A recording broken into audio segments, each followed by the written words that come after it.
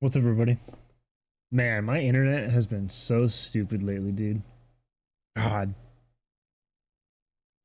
It's kind of um going overboard, but when I have internet issues and I think of like the state of internet companies and internet providers in the United States, I just think, man, fucking this world we live in sucks ass, dude. That people are able to sell you something and then just completely not deliver on that thing that they're selling. It's fucking insane to me. What's up, everybody? It just blows my mind, man. You're able to sell something. Internet, dude. Like, internet at this point should be free. You know? Like, it is water. At this point in our civilization, in our race as beings in the universe, at this point, the internet is water. Like, life as we know it would not be able to continue without internet. You know, like the individual person, if they were given food and water and activities, then yes, they wouldn't need internet.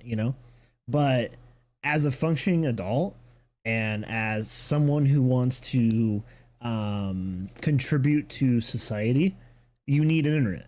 Like, you just do. You need internet. You do.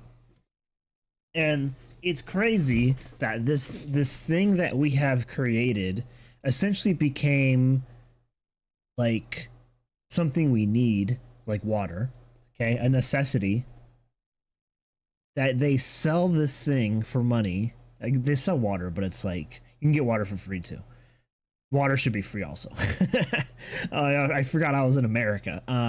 Water should be free too, and healthcare. But imagine those two things are free. Those two things are necessities also that should be free, but whatever. I don't want to get all communist on you guys. Fucking 5 minutes into the stream.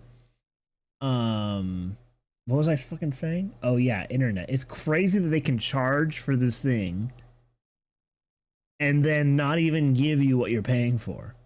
Because we're paying way more money than everyone else because we want better internet than everybody else. That's the whole fucking point. And so I'm paying more for better internet. And it just fucking has issues, dude.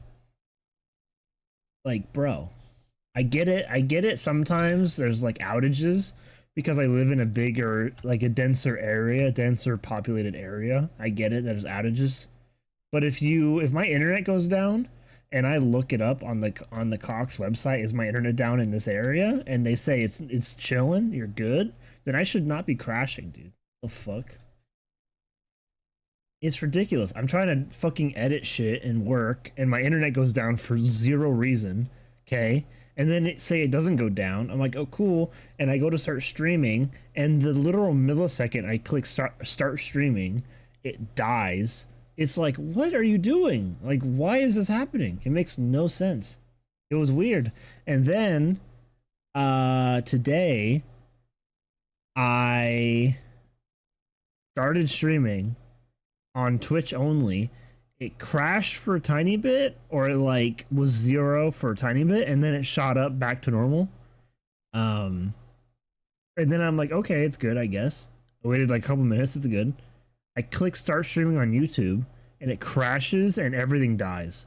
It's like, what the fuck? So all I really did was change the server I'm on. And we'll see, man. Not gonna say anything that's gonna jinx me, but we'll see, man. Shit's fucking annoying though. Brutal. Internet issues is one of the wackiest fucking things ever, dude.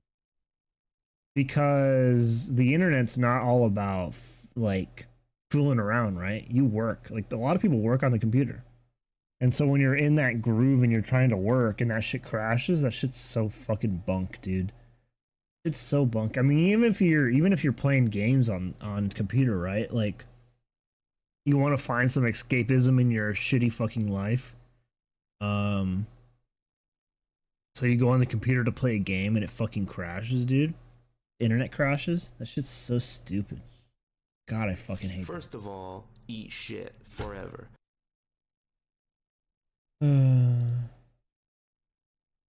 What's up, Line Twitch? How you doing, homie? Internet issues are fucking trash. The fact that you have to pay for internet and then also it crashes and there's internet issues is fucked up, dude. Bullshit. I'm doing good, homie. Just chilling, hoping the stream doesn't crash. How are you? Ooh. How do you say the first part of your name? Line? Lene? Who knows? It's a mystery. It's a mystery.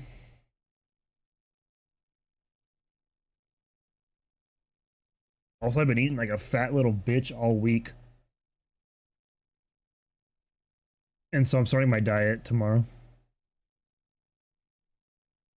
Bro, I need to get a Steam Deck, man. What I really need to do is I need to sell my Switch. My OLED Switch, I need to sell that shit. Because pretty soon they're going to come out with a Switch 2. And I want to sell that shit before it comes out because no one's going to buy an OLED Switch once the Switch 2 is announced, you know? I gotta sell that shit like quick. Cash only though. Hand it over. Cash only. Yeah, that shit's crazy, dude. God.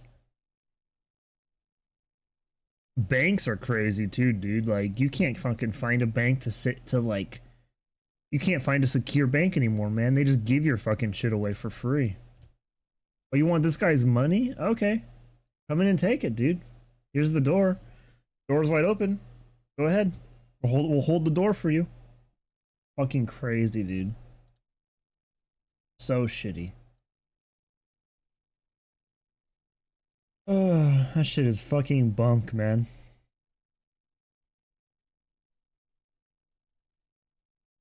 You want this guy's money? Here you go. And then I'm like, hey guys, I think this is the issue. And they're like, no, that's not the issue. And then fucking a couple months later, the same fucking issue happens. And it's the same reason. So this time I'm gonna go in there and be like, yo, this is the issue. Fucking, I don't want to hear any if, ands, or buts. You know? I'm gonna go in that bitch and be like, I want my money back, first off. I want my money back. Second off, you guys suck. I want my money back. You guys suck. I'll see you later. Okay, let's get back to what we were doing, or what I was doing off stream, and I'm like, I should probably stream this. I didn't realize that. Right, my walking weight, I try to stay at 200 pounds. Okay. But I would imagine that I would fight in like MMA. I would fight in 185. You know? I wouldn't stay at 200 unless I got really shredded and stayed at 200. Then yeah, but I probably wouldn't stay at 200. I would fight at 185. I didn't realize who the middleweights were. That's middleweight, 185. I didn't realize that Izzy and Sean Strickland and Paulo Costa and all those fucking people, I didn't realize that they were 185ers or middleweights. That's fucking crazy. That's crazy. I didn't realize heavyweight was 265. That's ridiculous. 265? Yo, motherfucker shouldn't be doing anything active at 265. What the hell? Dude, imagine a 265 guy throwing kicks at you. What the fuck? What the hell? I'm pretty sure Luke Rockhold was a middleweight too, right?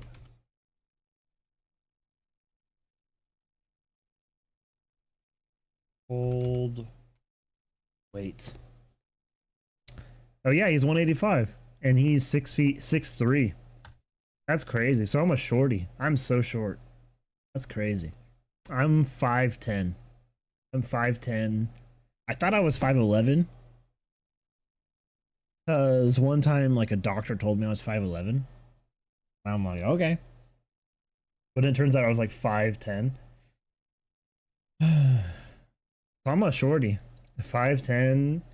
versus like Izzy is fucking 6'3", I think. 6'4" or some shit like that. You know? Sean Strickland is 6 feet.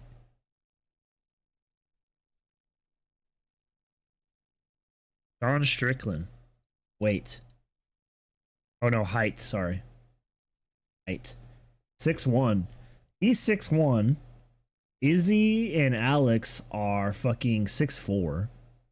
And Sean Strickland was at Alex Pereira's fucking nose. Like the top of his head was at his nose. Or like eyes maybe. But that's a pretty big height difference, dude.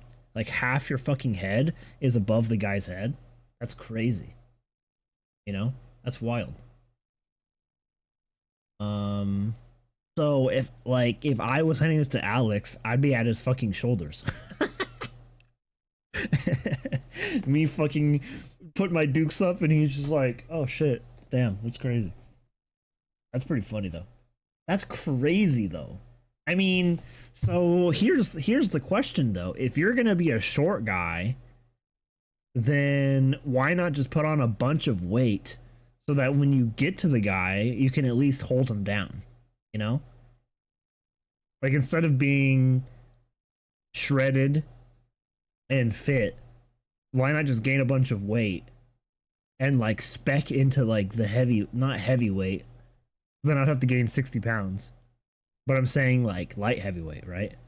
Just make my build stocky, you know? I don't know if that would even work though. Because I'm 200 right now, and my body fat percentage is not very high.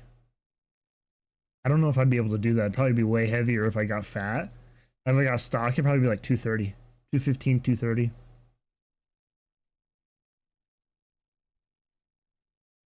That's crazy. 265 for heavyweight? They want Alex Pereira to fight John Jones. How the fuck is he gonna do that, dude? That's crazy.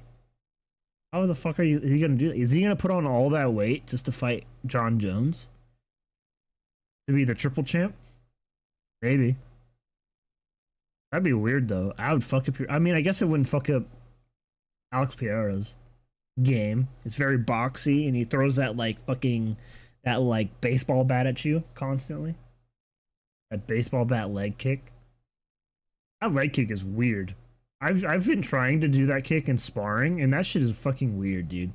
It's so effective, but then also so not effective at the same time. It's very weird. And also, you have to forget everything you've learned about kicking when you kick like that. You have to forget 90% of the shit you've learned about kicking. Like you have to intentionally kick like super wrong for it to work, because you have to keep your leg completely straight. You can't bend it at all. You have to keep your leg completely straight, and you have to keep it flexed straight, and then you have to keep your toes like pointing outward, you know? Because usually you kick like that, but you have to keep your toes outward, and I know about the outward toes thing because of Muay Thai. But that's even with you're bending your leg and you're turning your hip and shit, but he barely turns his hip. And then he keeps his leg completely straight and then toes out.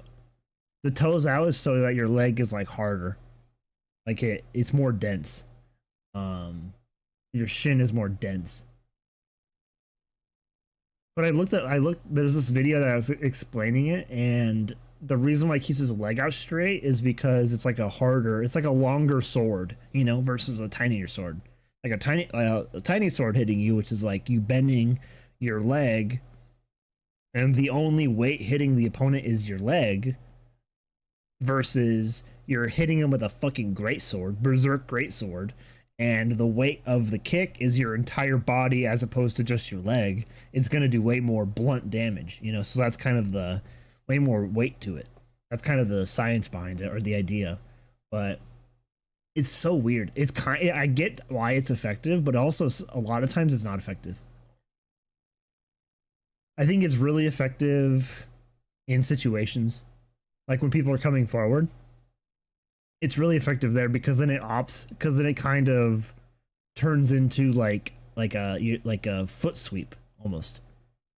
If you hit it with enough power and in the right spot, but then you're hitting like the calf in the shin. You're not aiming for the fucking right above the knee, you know?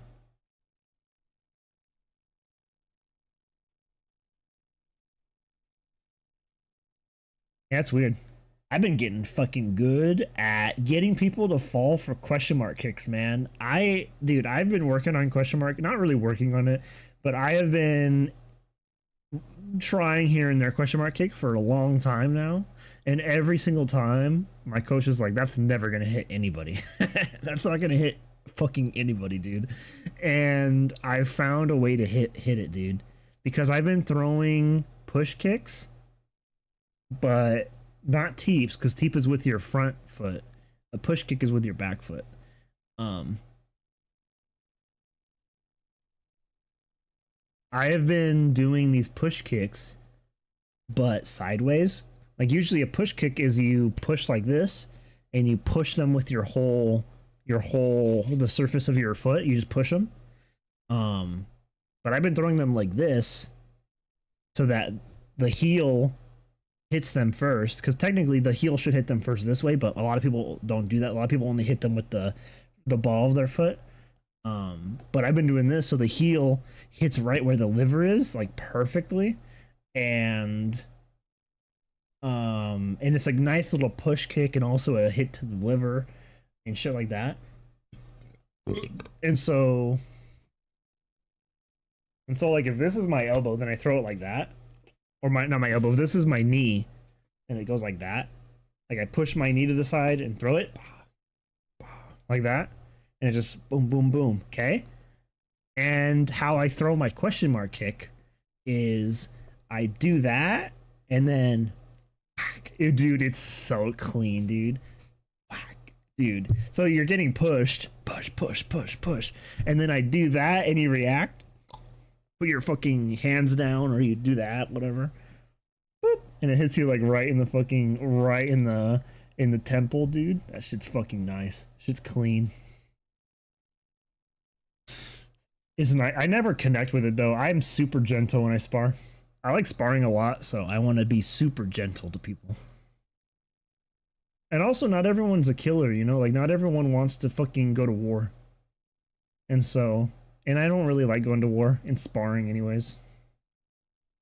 What I need to get good at, though, is when someone wants to go to war, is kind of flipping on that switch. Because even if someone's trying to take my head off, I'm still super gentle with them. And I have to work on that. Like, really kind of... I need to find, like... I need to get good at, like, clinching or like, trips and shit like that. Because if someone goes hard with you and you don't want them to, then clinching with them and being able to hold them still and just like hold them there and they can't do anything, that either makes them more mad or it calms them down. But then also like being able to trip somebody, keep them from advancing you, is really nice. Is a really good disengager.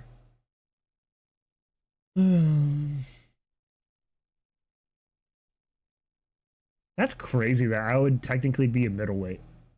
That's wild. I'm way too short to be a middleweight. I'm so tiny, dude. But I'm not gonna go down to fucking... I'm not gonna go down to I guess I could go down to 170. 155 is no bueno, dude. I'm not going down to one. There was only one time in my life that I went down to 150. And that was from 170. And I was so lethargic. I had no energy. I was tired all the time. I couldn't really like take any shots either. Like I was just weightless to everybody. There's no shot I'm going down to 150. 185 is such a nice number though, dude. 185 is such a clean number, dude. It's so nice.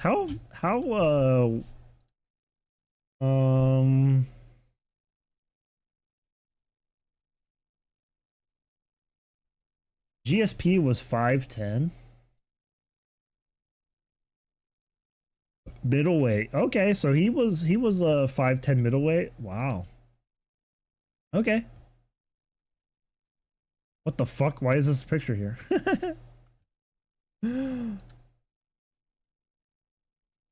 Wow, he fought Michael Bisping.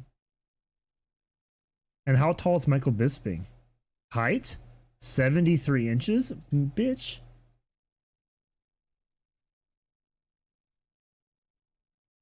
In what world?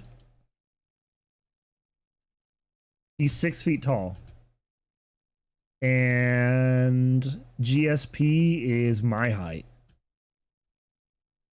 Right?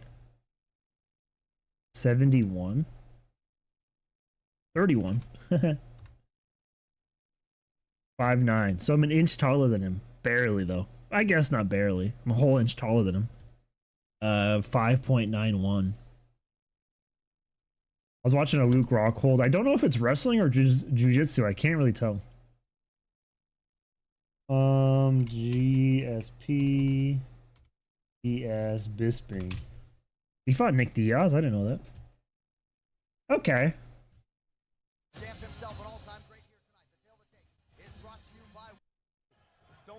That's not too crazy.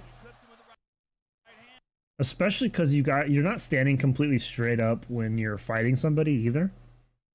So like they look relatively the same height because Bisping is crouched over a little bit.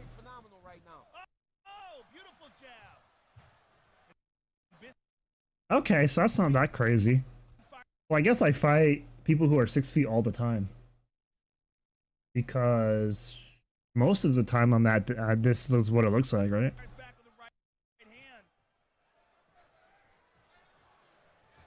So St. Pierre content to exchange on the feet, and he's been successful thus far. Okay. Who else has GSP fought?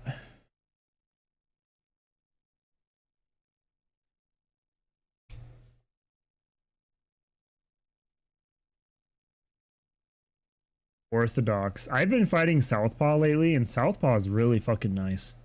I really like Southpaw.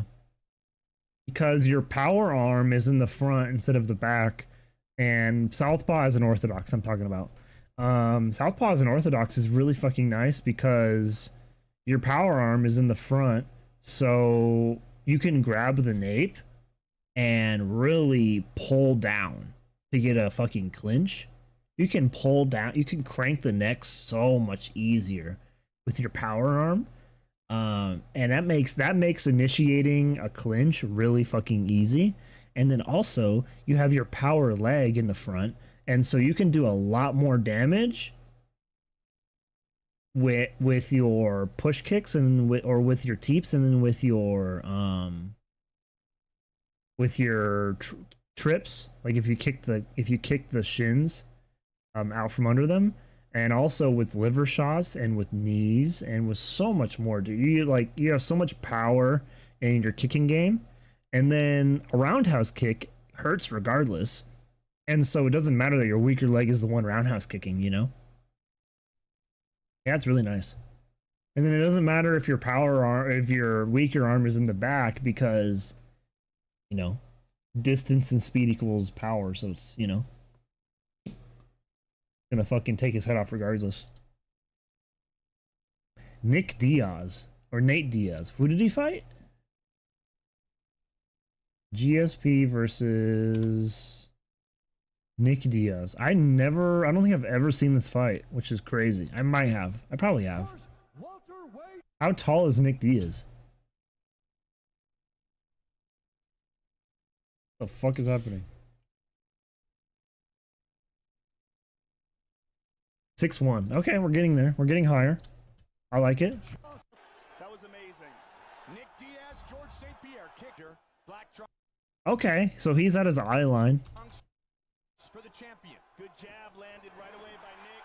Takedown by George.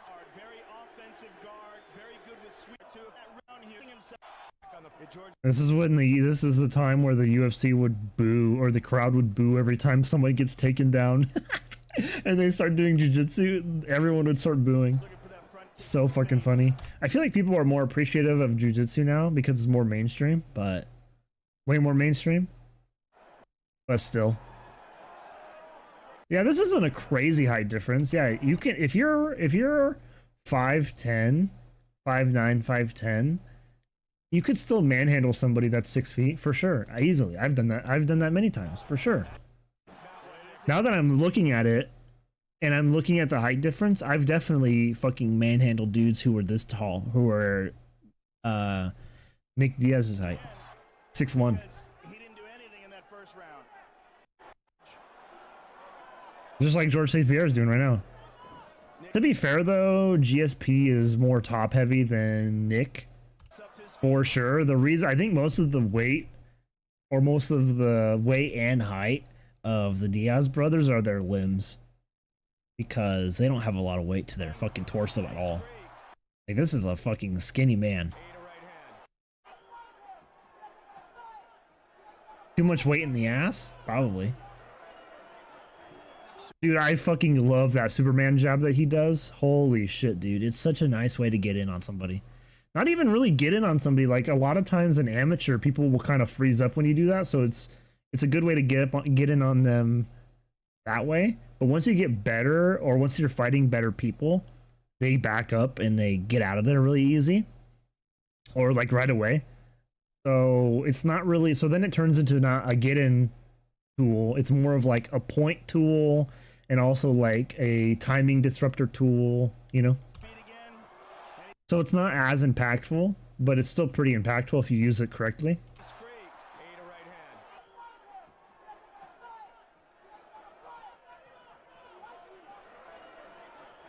God, it's so beautiful. 30 seconds. I think GSP is in my top 5 favorite fighters for sure. Luke Rockhold's in there too. I love Luke Rockhold. He's so sick, dude. Just like his aura in the fucking, like, while he's doing anything martial arts esque, is so sick, dude. And his kicks, his question mark kick, just his attitude, it's like so fucking cool. I love it. If he did anything fucked up outside of the ring, I don't want to fucking know it. But, you know. Yeah, he's been scoring a lot. That's really good for scoring too. If you're actually like in a in like an actual match, MMA, not just fighting somebody, then that's really good for scoring too. Talking shit.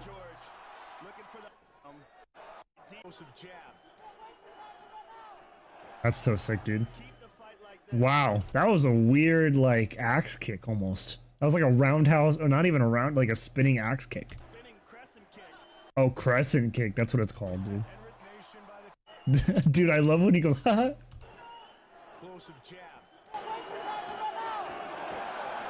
Keep the fight like this. Spinning crescent kick. The laugh. By the champion. Looking for a takedown. Nice straight right by George. By Nick Diaz. Left hand by Nick, and George just looked up at the time, Mike. And that's brutal, dude. Big right hook. Yes. Round 3. Dude, I know. I have been on that feeling I've been the looker before, where I'm looking at the time, and I'm just like, okay, this guy saw me look at the time, so I know he's gonna fucking bum rush my ass. And so you get your counters ready.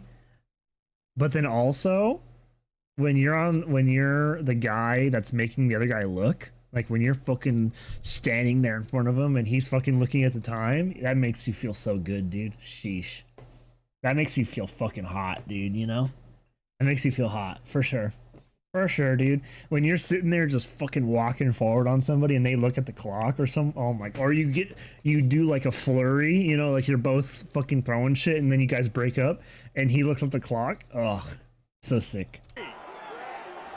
good left hand by Nick.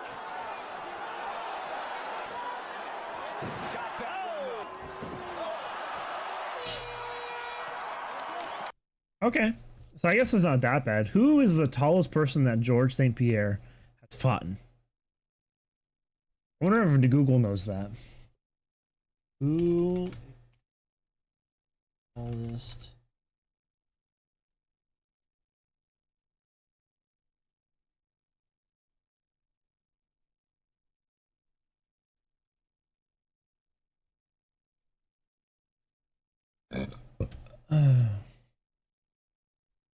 12 years ago. Condit? Who the fuck is Condit? GSP Condit 4 height advantage. GSP versus Condit? Who the fuck is Condit? What? Condit? Who the fuck is Condit? Carlos Condit? That doesn't make it any better, dude. Who the fuck is this guy? Is this guy cool or no? I've never seen this guy in my life. So Greg Jackson totally removed himself from the equation for both corners, and Carlos Condit's lead trainer defeated since 2000. Upset spinning by Matt Serra. Spinning towards his left. George is trying to pass now. Now he's in half guard. He's halfway there, Joe. Okay, so GSP's top of his head or forehead is like his chin. That's not really, I mean, that's not really too bad either. Because if you're fighting someone who's really tall in the same weight as you, then usually they're really lanky. You know, they're skinnier than you. You know, you usually have the weight advantage, the weight distribution kind of hold them down. But I guess it's not crazy to be a 5'10" middleweight, right? I mean, if GSP could, then fuck it, you know? Fake it till you make it, you know? And George looks absolutely huge for this fight. This might be the biggest we've seen him, Joe. Yeah, his legs especially. Yeah. It looks like an NFL running back. Yeah, a lot of strength and conditioning, which, by the way, before he got injured, he said he didn't do. Well, I mentioned it earlier, even more. Who the fuck is this guy, dude? Carlos Condit? I've never heard of that name before, ever. Powerful.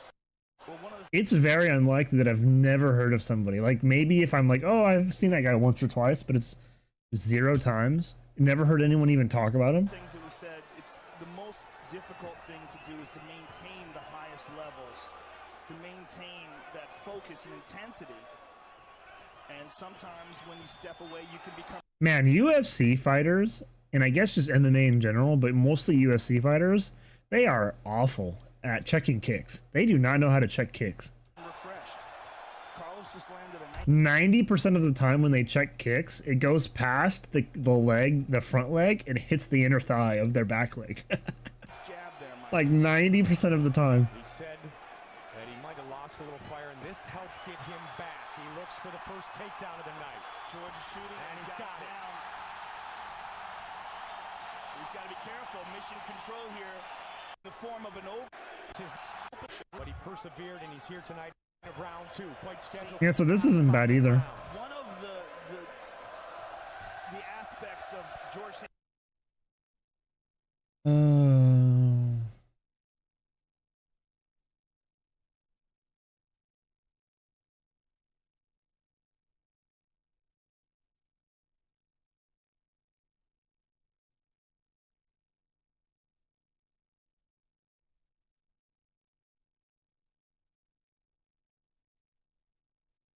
St. Pierre's game that's lost on some people is he has jerk.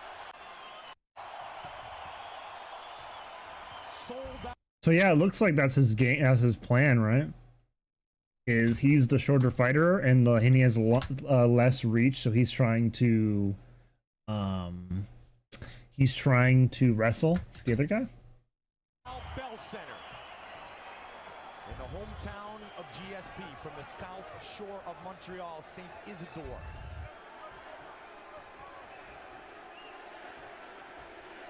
But Condit from the bottom was able to cut St. Pierre. Nice inside leg kick by George. Spin. God, I fucking hate these shorts so much, man. How anyone was able to fight in those, I will never know, man. Oh, fuck yeah. That was a sick leg kick, too. Spin.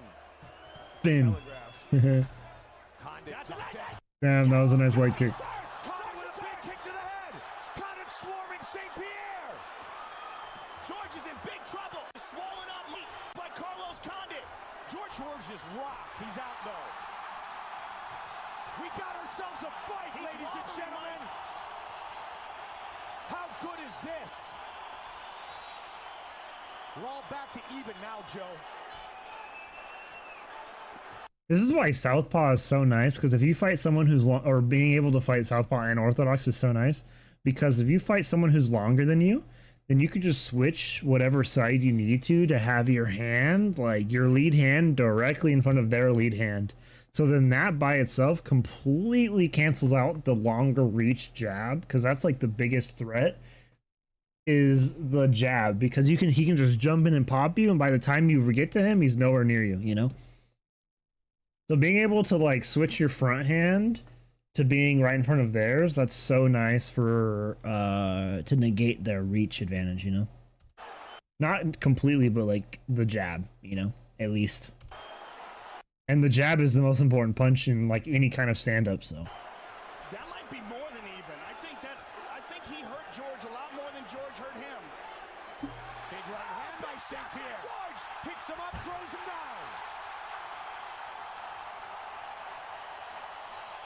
It's so fucking cool. St. Pierre 3 for 3 on his takedowns. He's trying to fucking. What is he? Trying to secure Kimura. Going for the high guard here.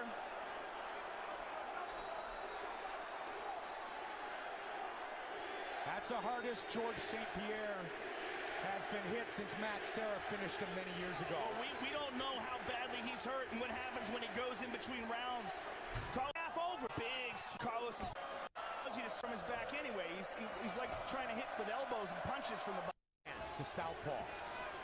The one thing that I would absolutely that I dream of getting good at is a Ezekiel choke from bottom. Ezekiel choke from bottom. That would be fucking so cool, dude. That'd be so sick. I saw it one time in the fucking UFC, and that shit's fucking cool, dude. Having that having that weapon is so deadly.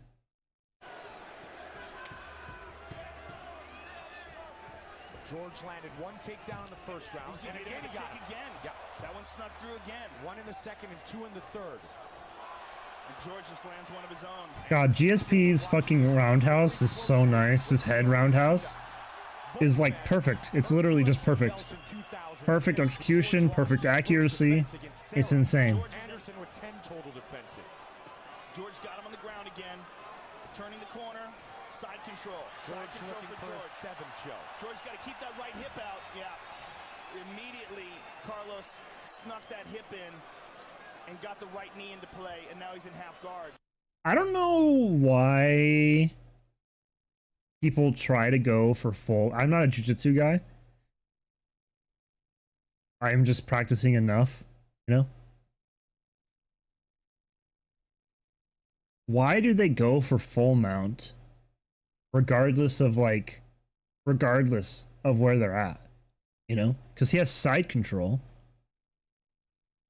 right? Side control. He has side control, and there's so many cool things you can do in side control.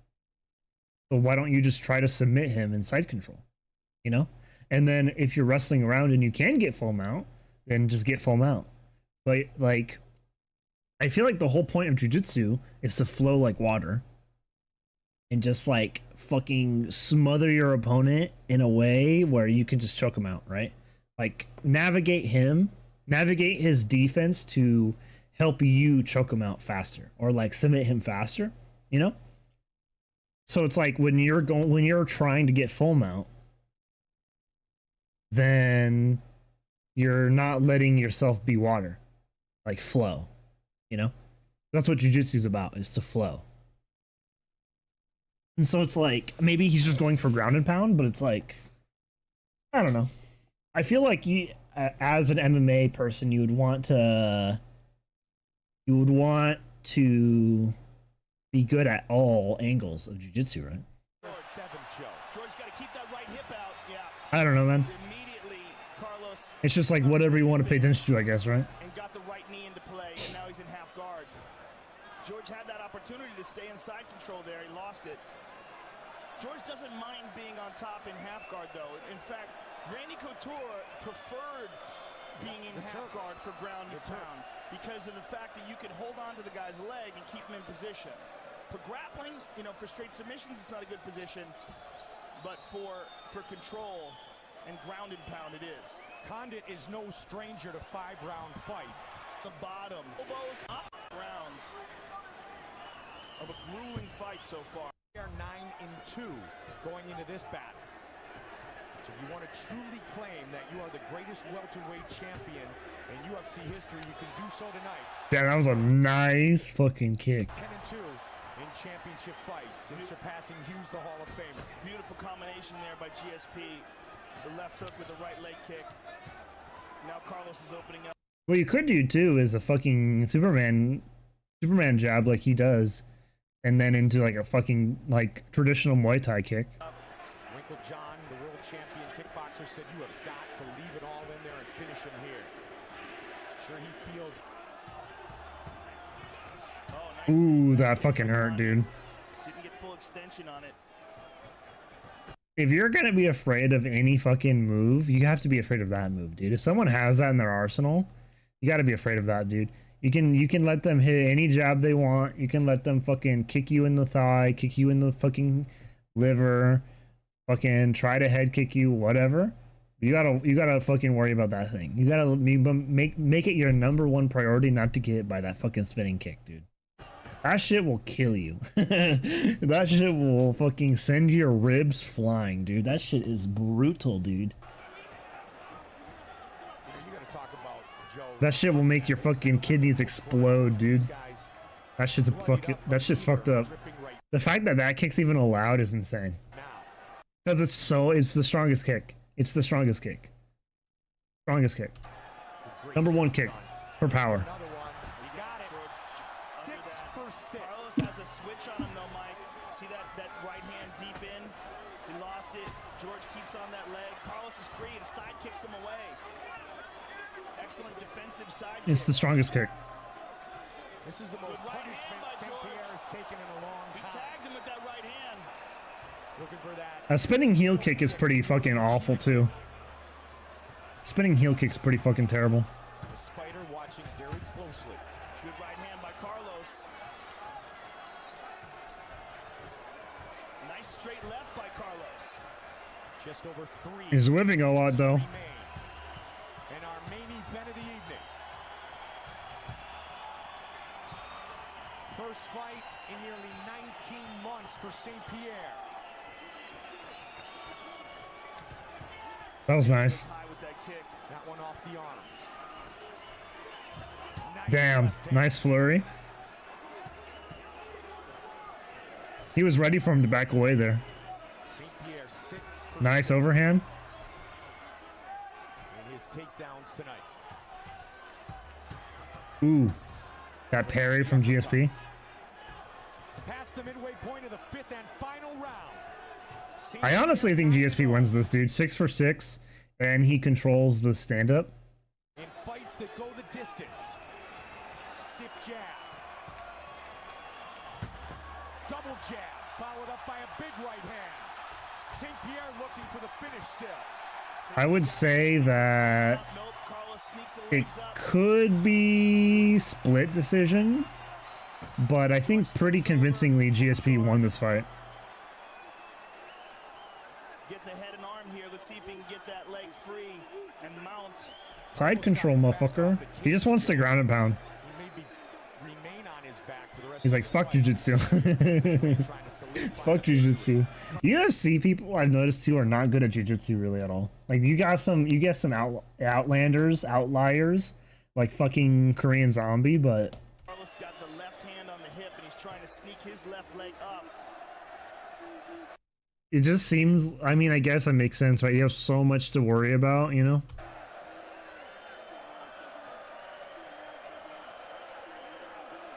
George is pressing down on the shin, his right shin on the thigh, so I believe he's probably trying to free that leg up and perhaps move to mount. Under Trying to 90 finish this seconds remain. Yeah, he's trying to mount. Do something, Joe. Than anyone UFC He history. got impatient there, Mike. He gave up his back. And they go the distance. What a fight. What a fight. Bro, I have a story to tell you guys. I have a fucking story to tell you guys. I was in outer space due to the devil's lettuce. Okay, I'm in outer space, and I was watching fights, and I recently watched the fucking, god damn it, Max Holloway versus Justin Gaethje. Max Holloway versus Justin Gaethje. I was high as fuck watching Max Holloway versus Justin Gaethje. This fucking fight, literally, it got me emotional, dude. It got me fucking emotional. I'm sitting there fucking fried out of my mind, and this fight got me emotional, man. And I would be a liar if I said there wasn't a couple tears.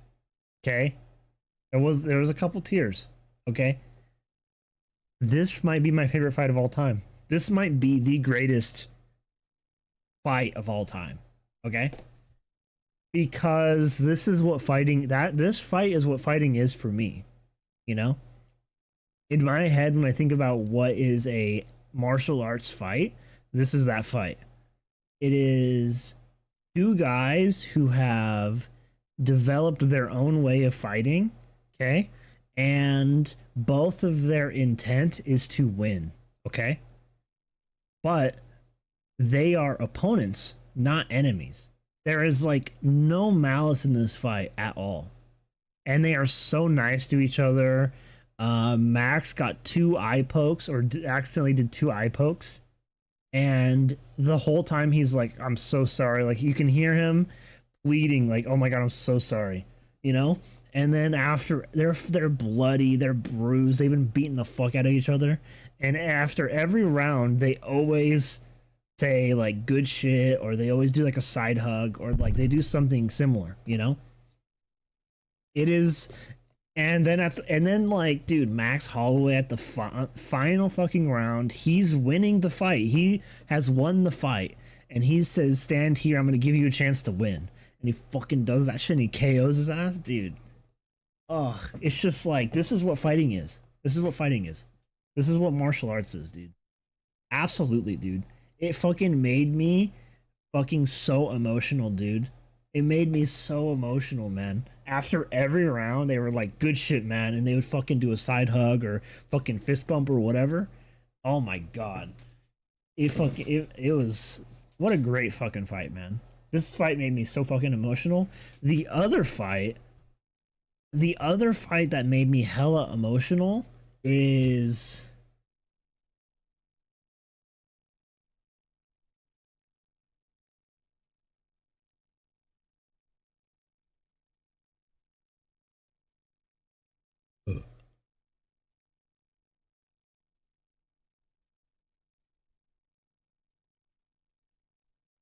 No. Trying to find the name. I completely forgot it.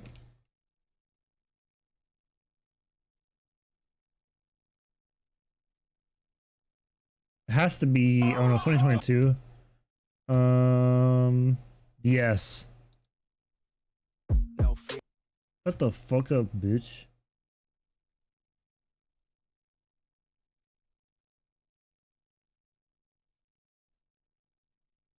No, that's not it. I probably recognize the name. Hold on, guys.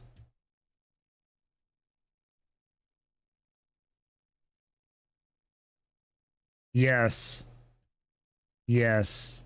Yes.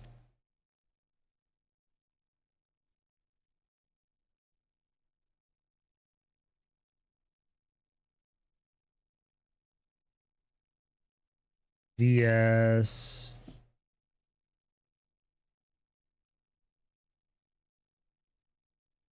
Darren Elkins versus Mirsad Bektik. Is that it?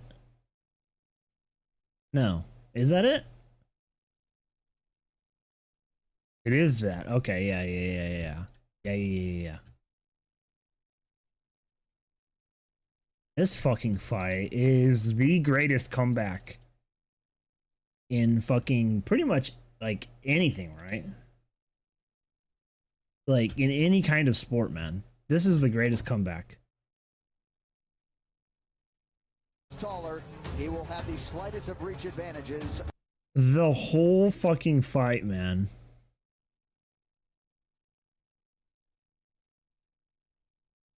This fight doesn't show him winning.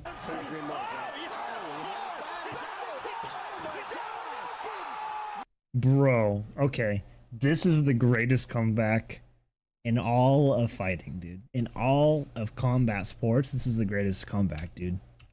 Okay? The entire fight, man. The entire fucking fight, Darren Elkins is getting the fucked beat out of him, dude. Getting the absolute shit beat out of him. He is bloody and he is just getting manhandled and he is just getting fucked up the whole fight, okay? But he isn't quitting, dude. He's not getting knocked out. He's not getting submitted. He's not getting TKO'd. He is sticking to it every fucking time with his forehead fucking forward and just taking a beating. Taking a fucking beating, dude. Look at his fucking face, dude. It is so bloody, man. It is so fucking bloody. You can conceivably see this fight. Look at that. His fucking eyeball, dude. Beautiful shot there by... Try a judo throw. Not quite getting it. Darren's almost back up to his feet and back up and has his back now, but slipped off. Got too high on the back. Bektic very fluid with his strikes here tonight. Prevailing wisdom is when his striking starts to catch up with the grappling. This is going to be one of the tougher outs at 145 pounds, certainly proving as much tonight. But look, Elkins again, holding on to him, turning this into his kind of fight. Yeah. This is what, and there's a hard elbow by Darren. But now Bektic rolls, he's going to grab a hold of the leg, pushes him off. In black and white smeared with red. Yeah, they don't get any tougher. Oh, he kicked him low. You good? Time! Darren, right over here. Inadvertent low kick. Right over here, man. Time in. Then it looked. Yeah. I mean, it certainly grazed it. We heard the cup slap.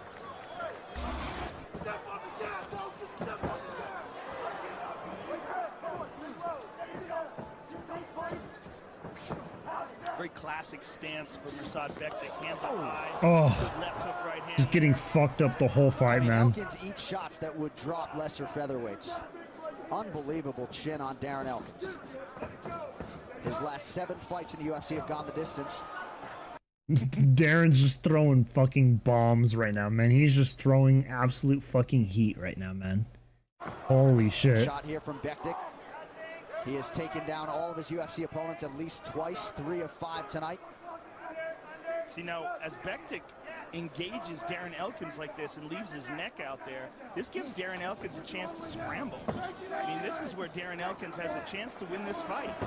Something can happen here. Look. I couldn't agree more, Joe. I think that Bektic's giving Elkins the only shot he has to win by grappling with him. Yeah, it's really weird because he's lighting him up on the feet. He's so much faster. But that explains how good he is on his feet, but how comfortable he is actually grappling. That's his first asset. That's where he's comfortable and resting in his own mind. It's really interesting because he's putting himself into bad positions. Because on the feet, he's just like 2 steps ahead of Darren. And look at this. He goes for the takedown, but look, Darren's stuffing it now, and stuffing it well.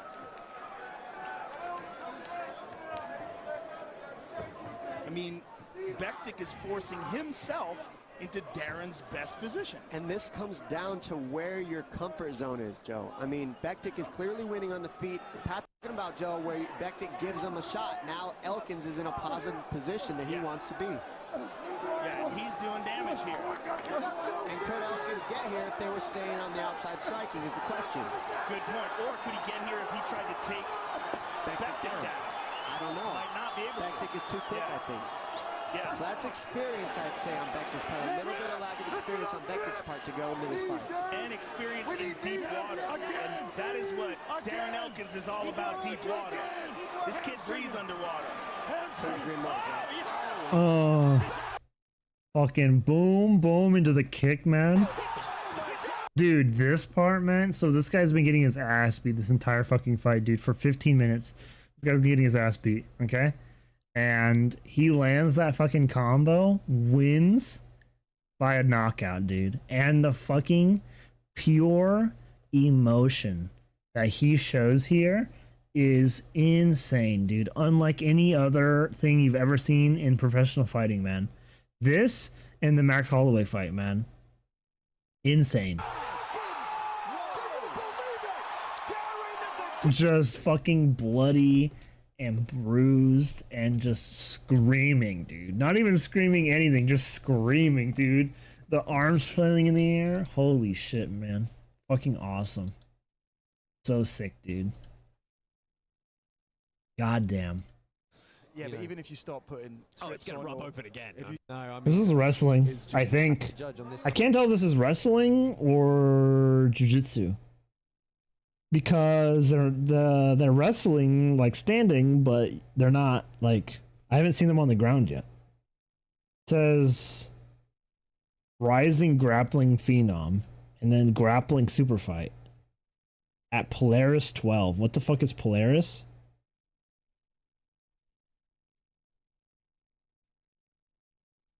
Pro Grappling?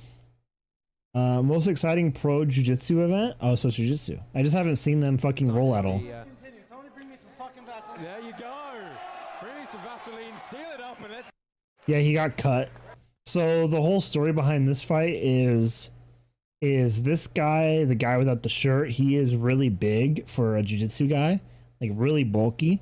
And so he's been pretty much just manhandling everybody with like pure strength. And Luke Rockhold is one of the only guys that has actually been able to kind of negate his manhandling. And so it's a very interesting dynamic where it's like someone's been dominant and then you get an actual fucking guy who can post and shit and actually like negate shit, you know? And also another thing I love about this fight is Luke Rockhold's stance. He's giving his front leg, but his back is completely straight. And his arms are completely straight down. It's a really interesting, cool stance. So, end of the replay there. We are back underway, and Rockhold is threatening that single. See, he's like giving him his leg, and he's standing super straight with his arms completely down, giving him his leg. But this guy doesn't want to fucking... He said in like, when he was bleeding, he said that this guy's not going for takedowns, and he's all frustrated. He's giving him his leg because he knows that he can beat this guy in jiu-jitsu, right? Or in like everything else in the ground game. When he came over to see the medic, When's he gonna shoot? When's he going to shoot? I wonder whether he's hoping for a guillotine He's gonna occasionally try and off counter the the shot or shot. something like that. A Kimura grip off of the shot. Because Rodriguez is powerful, but is he powerful enough to lift someone who's the stature of Luke Rockhold and actually... And there we go to the back, and easily shucked off by Rockhold. Yeah, Rockhold's kind of baiting him to get that. That can make him really wary of him. He certainly could be. I mean, look, Nick Rodriguez is mentally very strong, but if we're honest, he's had a little bit of a dull run since the ADCCs. You know, he lost a rematch to Kynan Duarte again at an event in Philadelphia, and then he went up to the an event up in Boston a few weeks ago and lost to Lucas Barbosa there. After winning his opening round match. So, you know, it's a big match for him, and he's got to keep that momentum going. It's interesting that Nicky isn't shooting, especially when he's giving him that leg. That is respect shown for Luke Rockhold. Yeah. There's a thing I like to do in sparring where I only do this with people who are pretty new. But a lot of like amateur fighters, they kind of fall for it also pretty well. But I will stick my head out a little bit too far, just a tiny bit too far, like a little bit in their range, just so they can boot me, you know, just so they can bop me. Because if they feel like your head is too close, they will go for that jab every fucking time. There is never a time where I do that to someone who's pretty new. They will always stick out. They will always jab you every fucking time. It's like a fucking dog treat. Like, here you go, boy. Here you go. Here's a little treat. They will always go for that every fucking time, dude. and it is so fucking good. It is so nice to set up like switch punches, to set up overhands. It's just good for so many fucking reasons, dude. Like, it's so nice, man. It's so funny. I love doing it, and I know it's not gonna work for very much longer. Once I start fighting like better people, but it's so nice, dude. Yeah, Rockhold isn't doing that much though. He's just kind of baiting him. He's not. He's not really putting the attacks in at the moment. We've got 1 minute left in this opening. This guy's just pushing him, dude. This guy sucks. You know, it might just go the way of Nick Rodriguez for the first 5, simply because he's the one moving forward here. Yeah. Yeah, Luke really looking for a nice deep underhook there. Stop! Powerful voice from Oli Geddes there. Well, I think he's got to be on the collar ties now. Rockhold coming from the West Coast, East Coast for Rodriguez. I'm not sure when Rockhold arrived. Rodriguez flew out on when. Why would he do that and not immediately go for the hips? His hips were like wide open there. Long haul flights. Both these guys coming over from the US. Of course, Rockhold coming from the West Coast, East Coast for Rodriguez. I'm not sure when Rockhold arrived. Look at that. He's like almost trying to like escape when he could have shot for the hips there, right? If he had his left foot or his left like out more, like he turned, pivoted, then he could have immediately went for the hips there. Flew out on. I don't know what they're trying to do because I haven't seen them on the ground at all. Oh, there we go. Just a few minutes. Oh, and he's gone to the back. And he big pickup. Trying to go to the back here. So it's jiu-jitsu, okay. Now, Rodriguez is famous for not really worrying about the clean rear naked choke. He's going to go straight on the face if he can. He's looking to climb up through here. Rockhold trying to definitely clear one hook. Excellent downward dog. Yeah, arm chopped out, and this is going to be a big squeeze for Nick Rodriguez. And he's just going to squeeze there. Yeah, and that's a Rockhold big clears Rockhold easily. doing a good job of escaping, potentially in an arm triangle, though avoids that too. Yeah, Luke Rockhold is so good. Talking to each other here. Rodriguez, I think, is trying to rub the head in on the cut a little bit, but it's mount form. I'd kind of like to see them reset in the middle of the mat here, I think. I hope Rodriguez doesn't rub on the cut. I want this to go on. Yeah, well, his head's on that side of the body. He's trying an Nogi Ezekiel. Yeah. You can hear Dorino in the background just saying nothing going. We're going to reset in the mount position from his corner, and I hate to tell him, we are barely halfway through this one. It's a really strong position for Rodriguez now. Both the arms underneath. It's going to be hard to bridge out of. Yeah, it's going to be interesting to see what his sequence is. We just don't often see Rodriguez take mount. You know, it's hunting for the back. It looks like he's trying to walk that hand up to a head and arm position. You can maybe attack the choke or transition back to the back from there. That's it. Force Luke. You want to get a reaction when you're in mount position. There's not that many attacks from here except for a head and arm choke. But if you can force your opponent to turn onto his side, then you open up that option to the back again. It's what it looks like happening. It's very common to use the Americana to do that. Use the Americana, start to expose the back. He's going to gift wrap him here. He's got chest behind the tricep. Gift wrap him? Try and find his way behind. Rockhold manages to get his shoulders back to the mat. Yeah, interesting. No frames from Luke Rockhold here. No attempt to get these arms on the inside, Well, elbows I think he is trying, but it's easier said than done. And feet crossed all the way underneath for Rodriguez. Yeah, it's going to make it very difficult for Rockhold to bridge. He can't elevate his hips as much as normal to generate that force. Big nice bridge. Damn, what the hell? That was crazy. He's going to take this second period back. Rockhold's got to get something substantial on the board here. It's only a minute 35. It certainly was. I mean, it's the forward pressure from Rockhold. And it's definitely putting the pressure on Rockhold to put... It kind of sucks to be competing against somebody in jiu-jitsu or in like another thing when they're an MMA fighter. Because it's like, even if you're winning in that thing, you know they could fuck you up still. Like forward here. Of course, going to open him up to... It's like McGregor and fucking Mayweather, you know? Like, it's kind of weird to take it seriously when it's like you would get murdered if this was like, you know?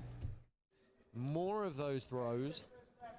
It's like purely a sport thing at that point, right? It's not like it's like, I'm gonna fight you, but put your hands behind your back. You know, tie your hands behind your back. What do you think? You think Luke put a blindfold on.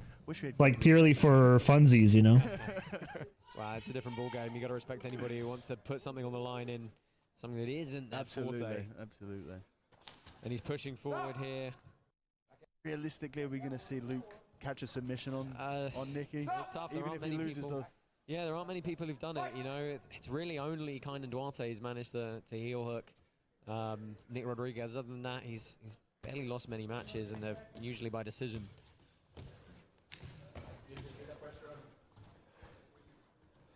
Because obviously the second round definitely to Nicky Rodriguez. First round, I'd say pretty much have to give it to. Kind of intimidating. You know, it is good. The staring. You know, he's been training a lot recently as a model. Oh, there we go.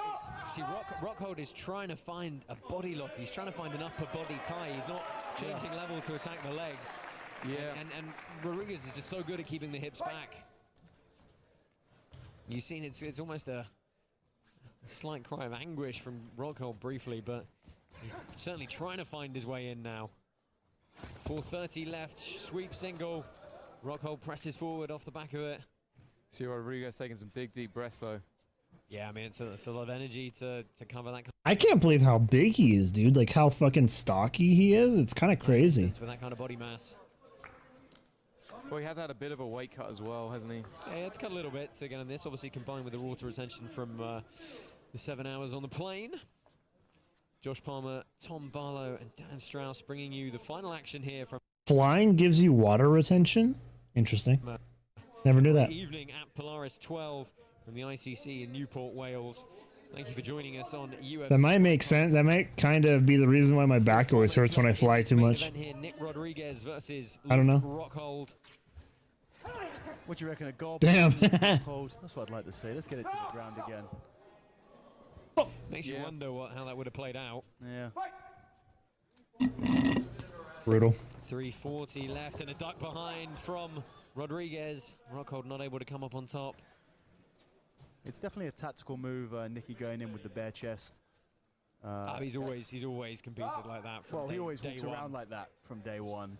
But I think it's smart. It means that he can get those entries for those takedowns and not have to worry about people catching stuff off of it. Has a history of wrestling and 1 year at Division III college at Ferrum College, and then left to take up some Instagram modeling for a while before taking up jiu-jitsu a little over 18 months ago.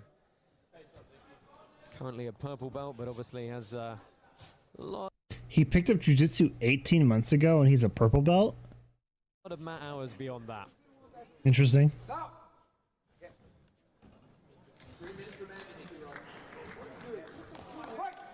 Luke Rockhold made his MMA debut all the way back in 2007. He's been at this a very long time. You know, bear in mind that was after he'd already won No-Gi World, so definitely the experience edge for Rockhold. But right now, Rodriguez in on the body lock again. Rockhold tries to turn and throw, and it was good awareness from Rockhold. I think that he knew they were at the edge of the mat.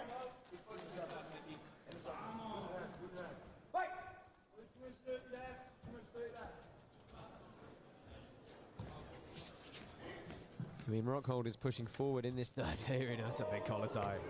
I feel like Rockhold might try it back, though. Yeah, 2 minutes left on this one. Keeping it on the feet for the most part here.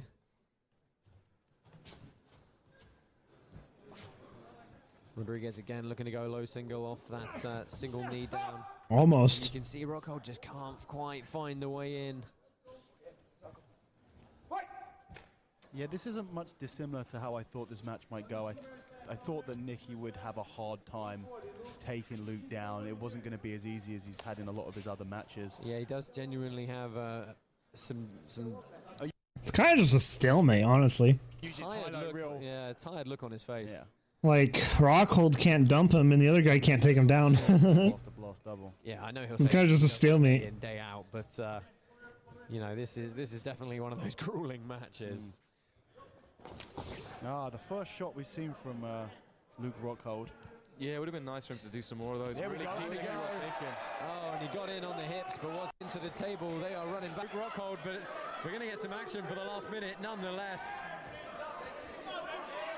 He's really backing Nicky Rod into that corner now. He wants to Rodriguez. Benson Henderson, where you at? Absolutely. Oh, wow. Shot by Nicky Rodriguez. This is what Rockhold's wanted the whole time. Yeah, looking for the arm in guillotine, can't stay connected, and Rodriguez backs away. Oh shit, they're coming towards us again. Oh, this is... It's really bringing it to Nicky Rod now, but Yeah. 20 seconds left. Oh, and Rodriguez. Do you get points for pushing them out of bounds? Definitely some deep breaths here. 18. So, final seconds here. Luke Rockhold, Nick Rodriguez. Shot from Rockhold. Nice reaction shot back. And that is the end of it. And they slap hands, at least a little bit of respect at the end. Front double bicep for Nick Rodriguez, as you would expect. I don't really know how jiu-jitsu points work, so. Ladies and gentlemen, your main event goes the distance, and we go to your judges, with all three calling the bout the same, declaring your winner by unanimous decision, Nick Rodriguez. Yeah, I guess so, yeah. Because he was actually able to take him down and do shit, you know? He initiated the ground game, and Luke couldn't take him down. Yeah, makes sense. That's tight. I was watching a bunch of The Boys spoilers because I'm not going to watch a fucking show that's an hour long each episode. And also, it's like, even if I like the show or if I like the movie or whatever, if I know what I'm going to get out of it, then I'm not really that interested in watching it, you know? Kind of the same issue I had with the latest John Wick movie. Like, I like John Wick, I love John Wick, but I kind of knew what I was getting out of it, so I was like, I don't really need to watch it. Like, I already know what I'm going to get out of it, you know? I don't really need to experience it if I know if I can, like, think about it and already and feel how I'm going to get it, like, experienced. You know? So it's like I know what I'm going to get from The Boys. So, you know, I still haven't watched the last 4 episodes of Invincible either. They kind of killed that shit for me.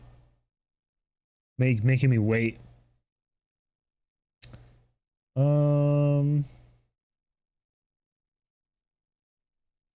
Warband.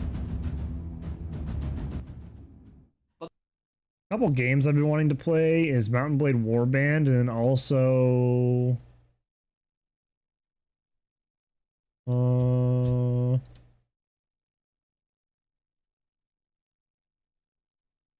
God damn it, the fucking Steam sale fucked with the main menu. It's like Manor Lords or some shit like that. Bro, Steam, why don't you have a fucking go all the way back, like go to top button? Fuck.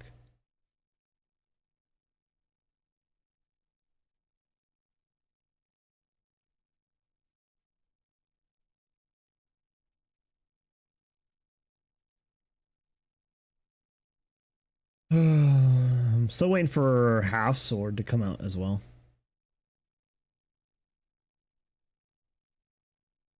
Police Simulator. Yeah, Manor Lords. I've been looking to buy Manor Lords. That game looks fun. It's pretty expensive still, $30. I might buy it for like 15. Police Simulator. Oh boy.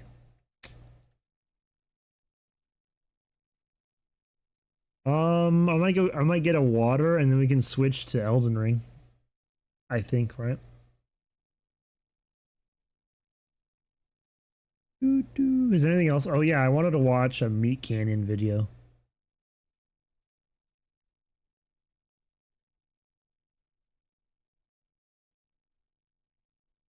The latest Meat Canyon video. Ghost Hunters. It's 15 minutes long. That's crazy. What song is that? The song that starts like that? Isn't it AWOL Nation? I haven't listened to any AWOL Nation songs in so long. Sale? No. No. No. Only time I ever fucking paid attention to AWOL Nation is I went to an Incubus concert a long time ago. And let me tell the story actually. So It probably was like 2011, maybe. I don't know. When I was a long time ago, 10 years ago, at minimum, right? Um, we were going to a Staples. Me and my mom were going to a Staples, and there was our radio station, 106.7 Z Rock. Shout out. The radio station had a tent outside of the Staples, and we were going to the car, and we saw them, and we're like, "Oh, that's crazy." Whatever. We walked by it, and we put all the shit in the car. My mom's like, "Hey, go over there and ask them how much like tickets are." And I'm like, "Tickets?" And she's like, "Yeah, they're usually like selling tickets for shit when they do that." And I'm like, "Okay." And so I walk over there by myself, and I'm like a kid still, and I'm like, "Hey, how much are tickets?" And they give me 2 tickets. Here you go. And I'm like, "Oh shit, thanks." Like, "Oh fuck, okay, thank you." And I run over to my mom and I'm like, "They gave me tickets," and they were for Incubus and AWOL Nation. And at the time, I've never heard an Incubus song before, and I never heard an AWOL Nation song before. I might have heard Incubus on the radio, might have, but I didn't associate them being Incubus, you know, at the time. And I got to go to a concert, so me and my mom's husband at the time, we go together, and it was a cool concert. I liked it. The fucking AWOL Nation songs are cool live. They're kind of repetitive when you listen to them not live, but they're cool live. And then Incubus, fucking sick. Love Incubus. I've been an Incubus fan ever since. Love Incubus. When I was there too, I was the only kid there, or like in the vicinity. And so this random chick, she's like, "Hey, can you hold this?" She needed to get something out of her purse or do something. I don't fucking remember. But I was the only person there who 100% wasn't going to drink her beer. So she's like, "Hey, hold this." I was guaranteed to be the safest person to get to receive the task of holding her beer, you know? And yeah, it was cool. I liked it a lot. It was sick. Well, I think it was my very first concert I've ever gone to. My very first concert. And the next day, I rank of fucking weed. I skunk like a skunk. It's crazy. I stank so badly. And also at the time, I went to a private Christian school. And so my mom was like, "Hey, maybe we should just call in sick. I'm going to call in sick for you." because there's no way we're sending you to a private Christian school when you smell like weed the next day. I think I don't know. I think my mom brought up like maybe you should stay home too the next day, but also I think she was like, let's just play it by ear, you know? Play it by ear.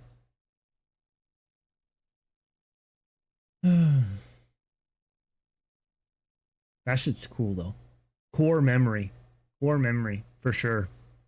Another core memory I have too is we lived down the road from my school. Like literally I rode the bike to school and it probably took me 2 minutes to get to school. Like really close to school, okay? And it snowed there where I lived previously. And it snowed and the snow got pretty deep. So my mom's like, "Hey, you can stay home. Fuck it. You can stay home today. It's fine." And then the next day the snow melted a little bit, so I was able to go to school, and everyone was like, "Where were you?" And I'm just like, "At home. It snowed." And they're like, "Everyone else was here. You were the only one who didn't show up, and you live the fucking closest to the school." And I'm just like, "Oh, sucks to suck, I guess. Get owned. Have better moms, I guess, right? Get owned." That was tight. Core memory. Sick, dude. What was that thing again? I was looking for the MMA song.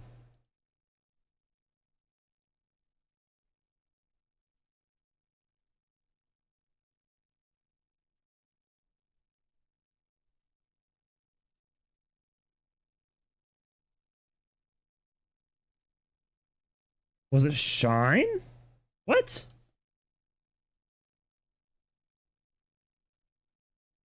No, it wasn't Shine.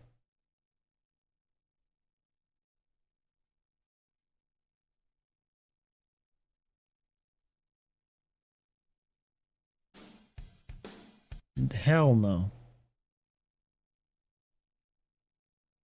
Muse Madness? Muse Madness. I think that's the song.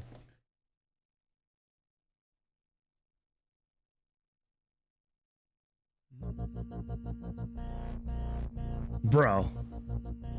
If you guys ever hear me going doing that, that's what it's from. That song, Muse Madness.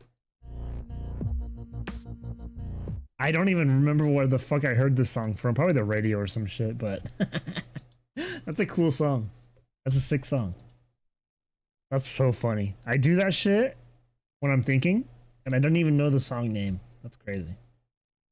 I'll add it to my station to see if, or my playlist to see if I want to get into Muse again. I don't even think I've ever heard of another Muse song before.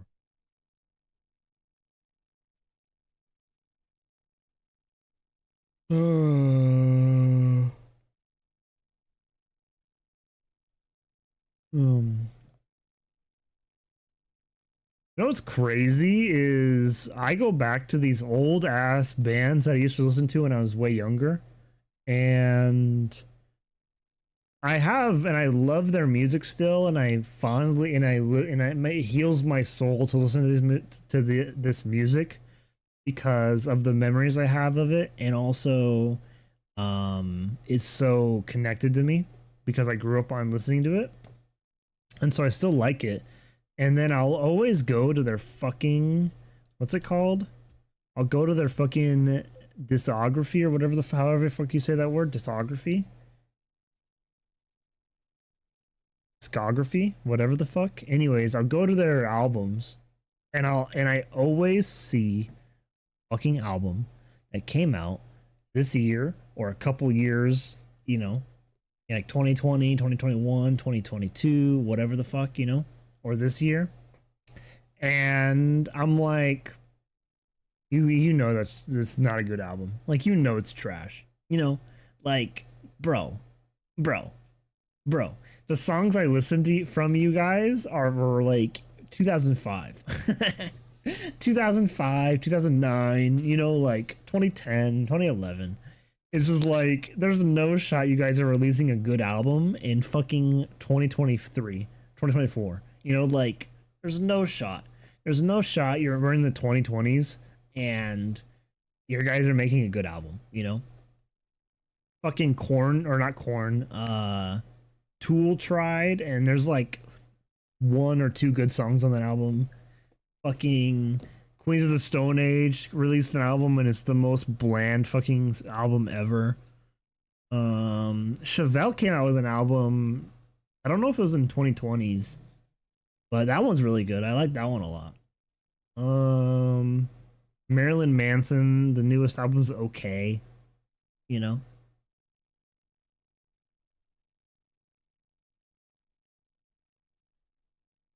I haven't listened to Justin Timberlake's new album. I didn't even realize he had a new album. Yeah, newest released. 18 songs. That's crazy. Didn't Eminem come out with a new song pretty recently? The last album I listened to from Justin Timberlake was... Damn, he does a lot of fucking singles. Holy shit. Calm down, motherfucker. Was Man of the Woods, and I love Man of the Woods. That's a really good album. That's a hella good album. Whatever, we're getting off track. Okay? I'm gonna go fill my fucking water, and then we can react to the fucking Meat Canyon thing. Bitch, if I say I want to click on a fucking playlist, then can I click on the playlist and not the video? The fuck?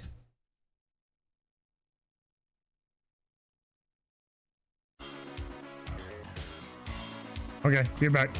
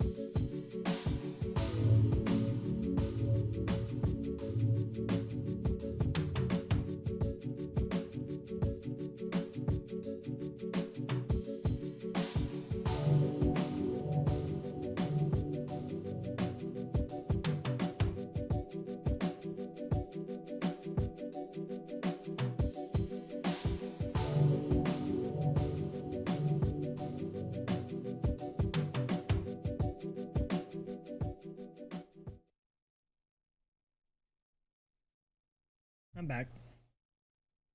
We're gonna react to this Meat Canyon, and then we're going to play Elden Ring.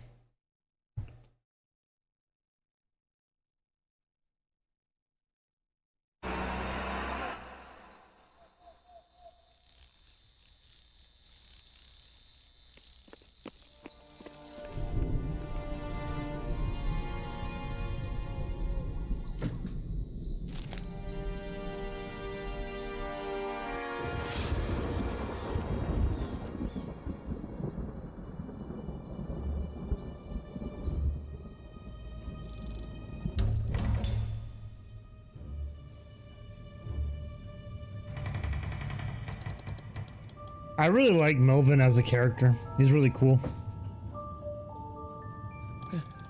Hello? Melvin as a character is really cool because he's very, what's it called? Malleable. Isn't that the word? Malleable? Like easy to form. Moldable, whatever the fuck. He is a character that's very reminiscent of like Addams Family-esque, you know? But he's just a normal guy. That's a very easy self-insert because he's just like, he has his head real low, he's hunched, you know, he's very, oh god, you know, like he's very whatever. But then also you can do a lot of shit with this type of character. You can do, you can apply him to the story very well. Like different stories too. He's a very cool, unique character. I like him a lot for sure. Is anyone? Oh, hello. Please come in. Are you here for the seance? Oh, I'm Melvin. I saw your flyer and I would. My name's Barbara, but all my friends call me Babs. This is my seance. Is this your first time speaking to the dead? Yes. It's always something I've wanted to try. I don't blame you. I talked to my husband Harold, who passed away many years ago. But it's nice being able to still connect with him.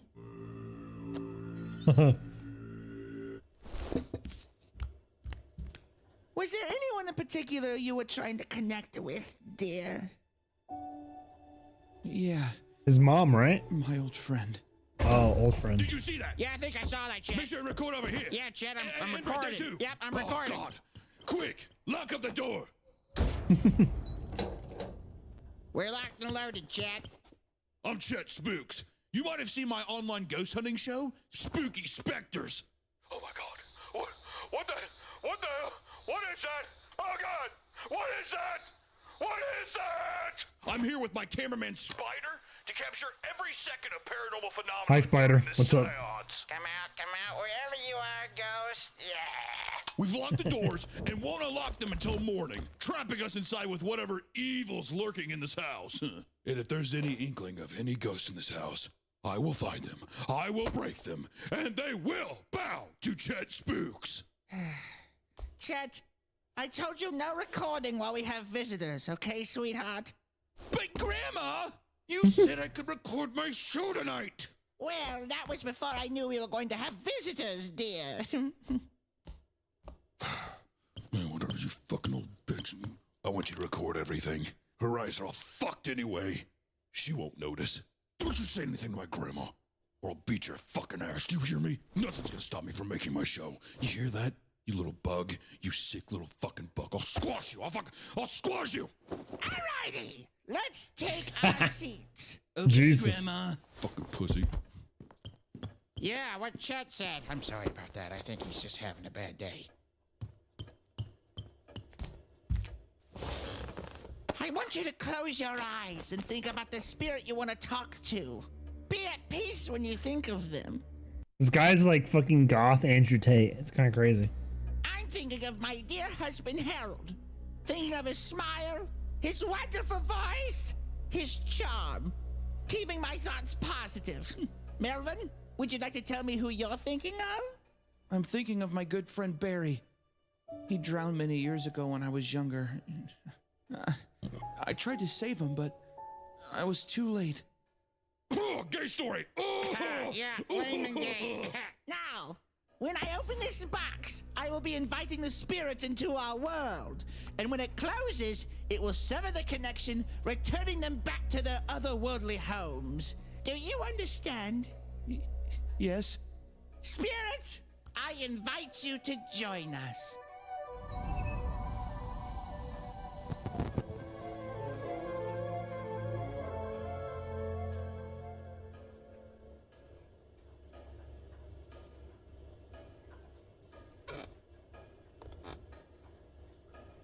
Harold, are you here with us? Spider, I think we just hit the jackpot. Oh, it's been so painful without you here, my love.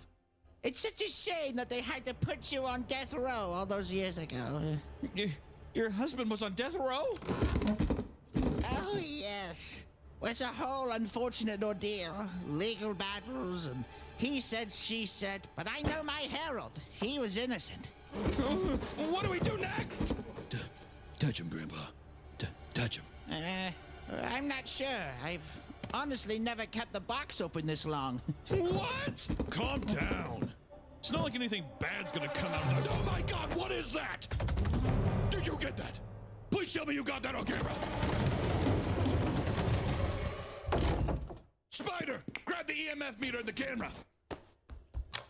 With these devices, we'll be able to find out where the spirit is at in this room.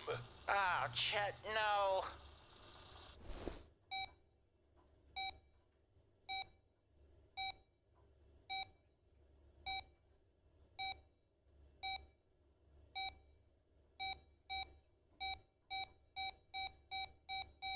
What's happening? What does that mean? Spider, snap a pic.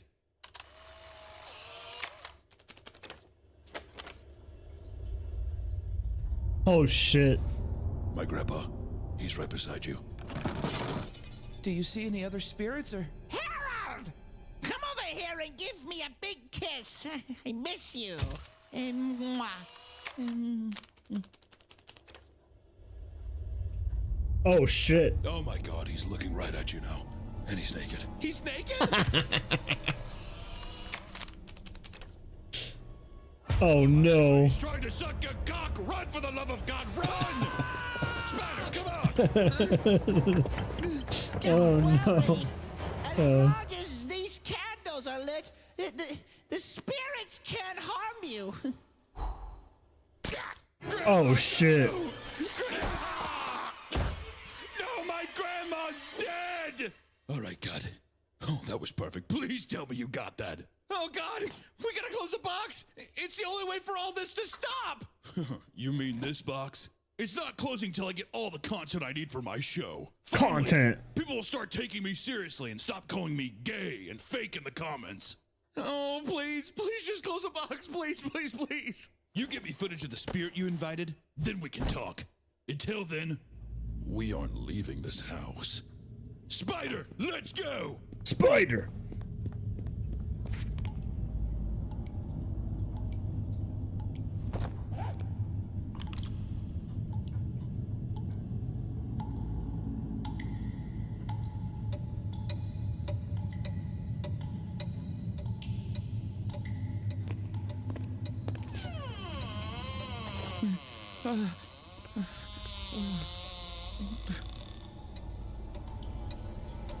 Barry?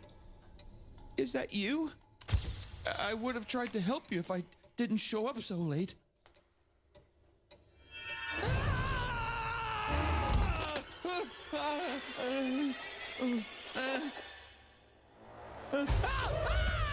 What did it say?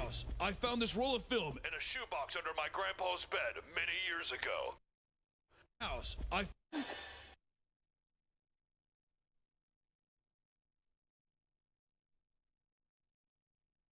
Melvin, stop running. Oh. In this very house, I found this roll of film in a shoebox under my grandpa's bed many years ago. Tonight, I'll be asking him what's on the film and then verifying it in the morning for further proof of paranormal phenomena. God damn it, did he just ruin my take? I don't think we should develop those pictures, Chet. What do you mean, why? Why not?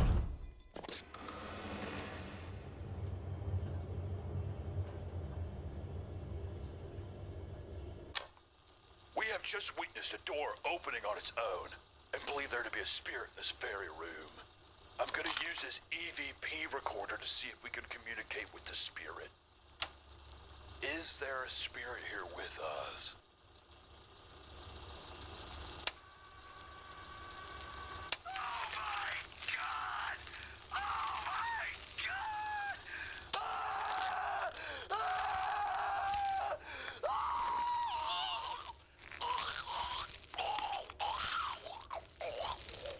Jet, over there. Hey, Jet, don't.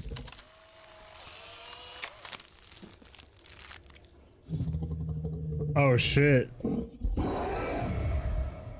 That's crazy. I mean, fucking good riddance, right? Oh God. Please don't hurt me. It wasn't my fault. I froze, okay? What was I supposed to do?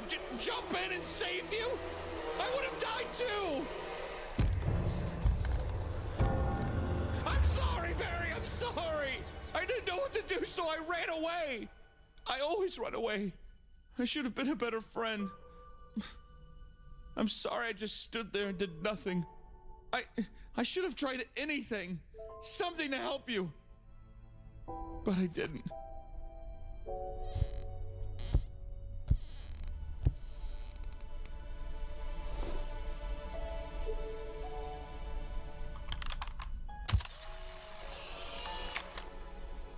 Barry. So fucking stupid, dude. It's so stupid. Holy shit, holy shit, holy What is shit, it? holy What's shit. wrong? It's Jet, man. That thing, it got him. It got him.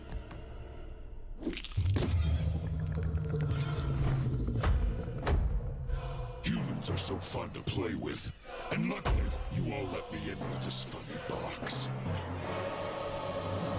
Seems we have another friend here with us. Oh shit. Let him go! Oh, is this your friend? Shame you'll have to see his soul being ripped apart. We can slip out the window. Come on.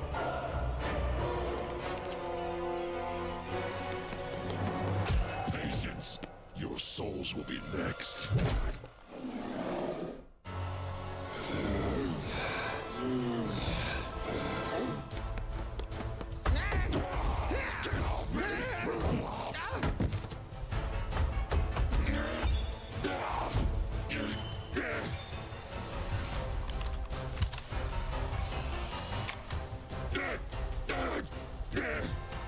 Oh shit.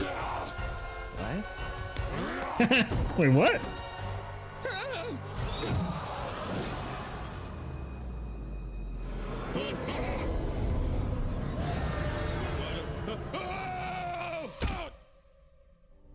It was good seeing you, Barry.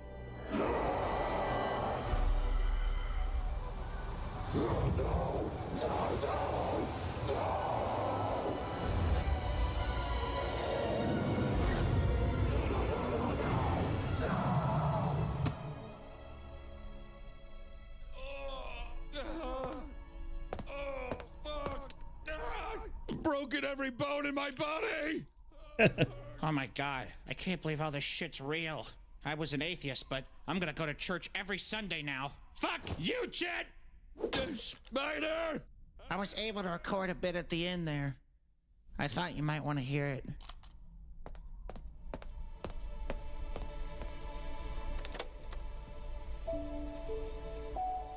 I never blamed you, Melvin. It was nice seeing such a great friend again. Goodbye, my friend.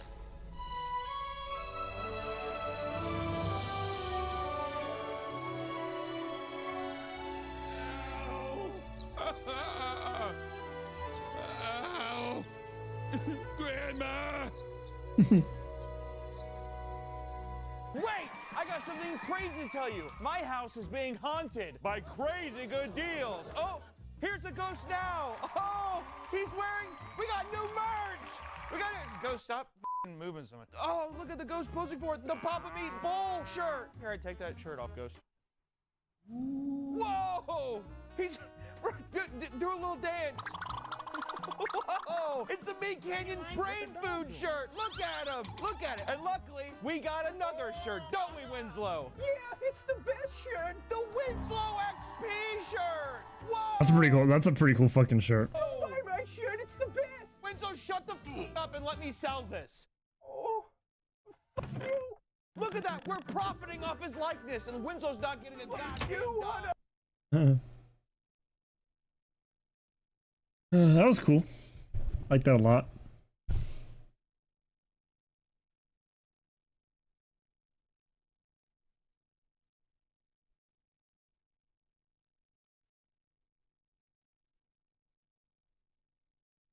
Existence is pain.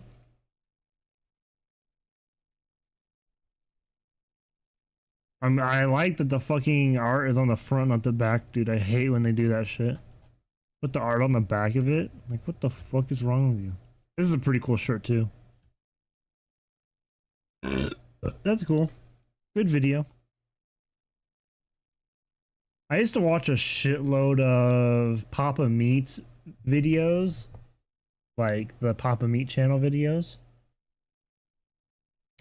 But I kind of stopped a little bit. Or I stopped because on one of his videos I was watching, Meat Canyon, no, Papa Meat.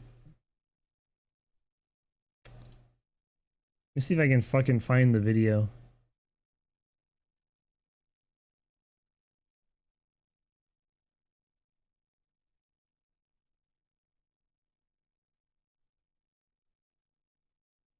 Yeah, I think it's called The Flesh That Hates.